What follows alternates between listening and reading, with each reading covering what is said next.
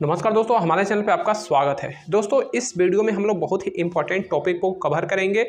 ये टॉपिक है कि अगर मान लीजिए हम लोग ग्राम पंचायत सदस्य, ग्राम प्रधान, बीडीसी, जिला पंचायत सदस्य, विधायक, सांसद का जिनका हम जो है डायरेक्टली चुनाव करते हैं, प्रत्यक्ष रूप से जो है इनका हम लोग चयन करते हैं, तो अपना वोट किसको देना चाहिए, यानी कि कैसे उम्मीदवार को देना चाहिए। क्योंकि जब भी हमारे समाज में चुनाव होते हैं, चाहे ग्राम पंचायत सदस्य का या फिर ग्राम प्रधान का या फिर बीडीसी का या फिर जो है जिला पंचायत सदस्य का या फिर जो है विधायक का या फिर सांसद का, देखिए ये जो 6 ऐसे पद हैं जिनको हम लोग डायरेक्टली चुनते हैं, यानी कि हम लोग वोट करते हैं कि हमें ये कैंडिडेट पसंद है और फिर उसके हिसाब से जिसको ज़्यादा वोट मिलता है वह जो है विजयी होता है। तो कह सकते हैं कि इसमें हम लोग डायरेक्टली अपना वोटिंग करते हैं, यानी कि प्रत्यक्ष रूप से इनका जो है हम लोग चयन करते हैं। तो अगर अभी जैसे यूपी में 2026 में जो है इसका ग्राम प्रधान का फिर से चुनाव होगा, तो जब ग्राम प्रधान का चुनाव होता है तो उसी समय जो है ग्राम पंचायत सदस्य का चुनाव होता है, बीडीसी का भी चुनाव होता है, यानी कि क्षेत्र पंचायत सदस्य का और जिला पंचायत सदस्य का भी। तो जब चुनाव होते हैं, अभी बिहार में जो है कुछ ही महीनों में जो है वहाँ पे विधायक का चुनाव होने वाला है, ठीक है, विधायक का वहाँ पे चुनाव होने वाला है। तो एक बात मैं आपको बता दूं कि जो बीडीसी होते हैं इनको क्षेत्र पंचायत सदस्य कहा जाता है, और यही बीडीसी के सदस्य यानी कि क्षेत्र पंचायत के जो सदस्य होते हैं, ये इनको हम जो है अपने वोट द्वारा जिताते हैं। जब ये जीत जाते हैं तो आपस से ही एक ब्लॉक प्रमुख का ये लोग चयन कर लेते हैं।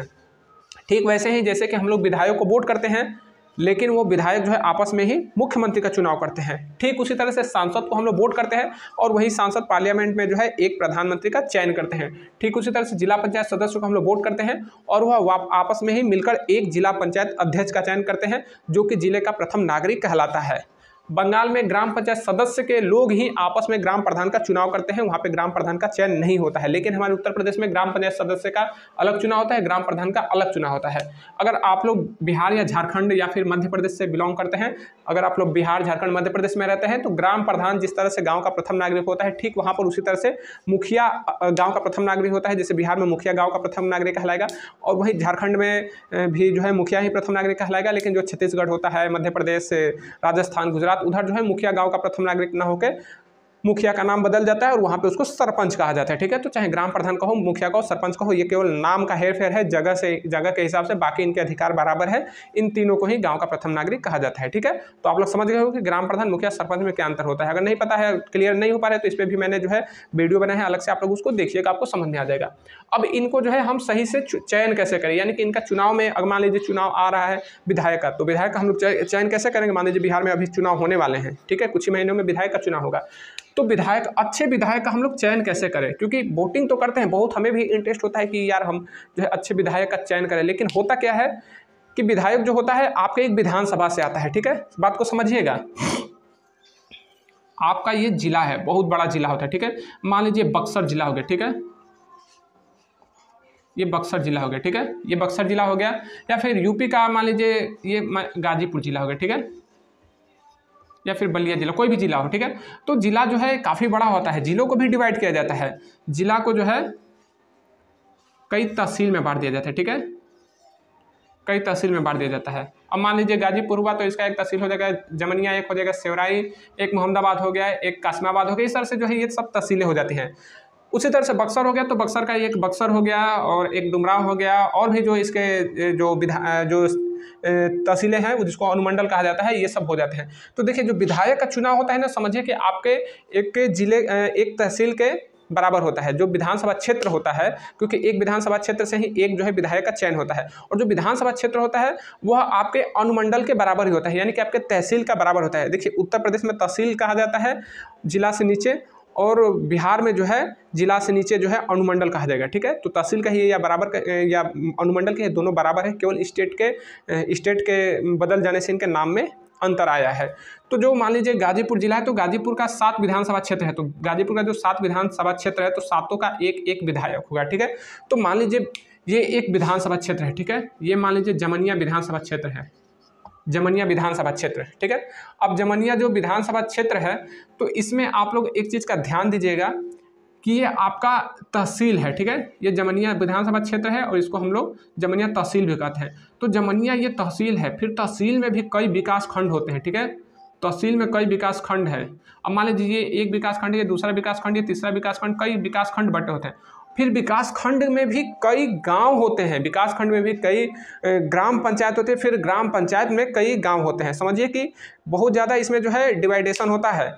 लेकिन अब एक बात आप लोग समझिए, ठीक है, इसी बात को फोकस करना है। अगर मान लीजिए कोई व्यक्ति है आपके पास आता है, बोलता है कि भाई मुझे 10,000 रुपये की ज़रूरत है, बहुत जल्द, बहुत जो है ज़रूरत है, उसका बहुत ज़्यादा इमरजेंसी है, मुझे दे दो और मैं तुमको वापस कर दूंगा। तो कोई व्यक्ति आता है तो आप उसको सोचेंगे एक बार कि यार मैं तो इसको जानता भी नहीं हूँ, मैं इसको कौन है, कहाँ से है, इसको जानता नहीं, तो इसको पैसा क्यों दूँ।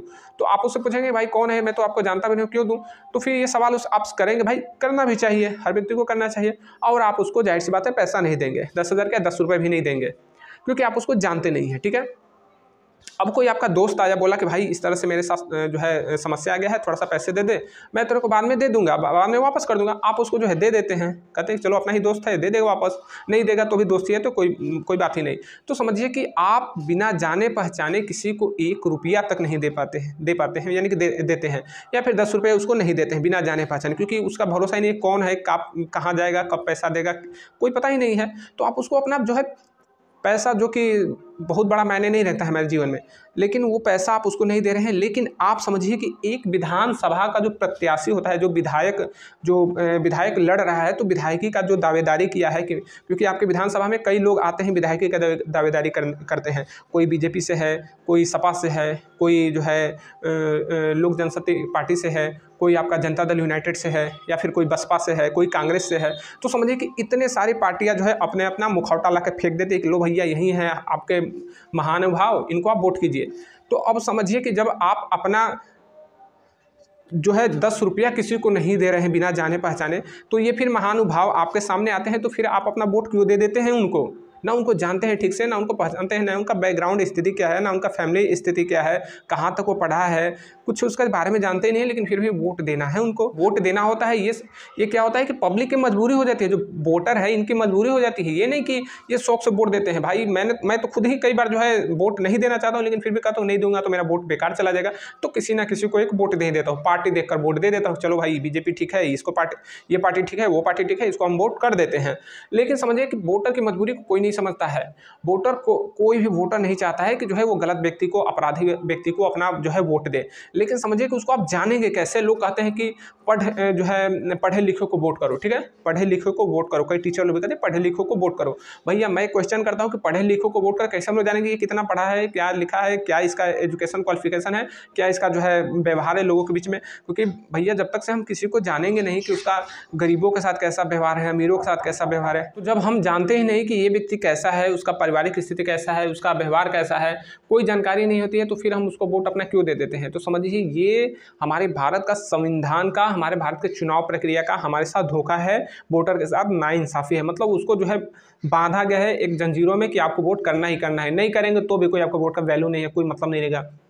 100 लोगों में से अगर 10 लोग कह देंगे नहीं हम वोट नहीं करेंगे क्योंकि हमारे क्षेत्र में इसने काम नहीं किया है, या फिर इसको हम जानते नहीं हैं, तो हम इसको वोट नहीं करेंगे, तो 10 लोगों को वोट ना करने से कोई बहुत बड़ा अंतर नहीं पड़ेगा। 90 लोग तो अपना वोट कर देंगे, तो किसी ना किसी का वोट ज़्यादा होगा, वो तो जीत ही जाएगा। तो फिर समझिए 10 लोगों को कोई वैल्यू ही नहीं है। तो वोटर का जो वैल्यू होना चाहिए वो वैल्यू नहीं है। केवल वोटर को जो है एक प्रकार से समझिए कि ये लोकतंत्र के जाल में फंसाया गया है। बाकी लोकतंत्र पारदर्शी लोकतंत्र ही नहीं है, तो फिर कैसा, ये समझिए कि केवल और केवल एक बेकार स्थिति है, बेकार संविधान है, बेकार ही लोकतंत्र है, कोई इसका फायदा नहीं है। तो जब तक से जानेंगे नहीं किसी को, तो फिर हम उसको वोट करेंगे नहीं। लेकिन स्थिति ऐसी है कि बिना जाने भी हमें वोट करनी हमारी मजबूरी हो जाती है। तो समझिए कि इसमें सबसे बड़ी कमी कहाँ है, तो कमी है हमारी चुनाव प्रक्रिया की, ठीक है। चुनाव प्रक्रिया बहुत बड़ा इसमें दोष है। क्या दोष है मैं बता दूंगा आपको बाद में।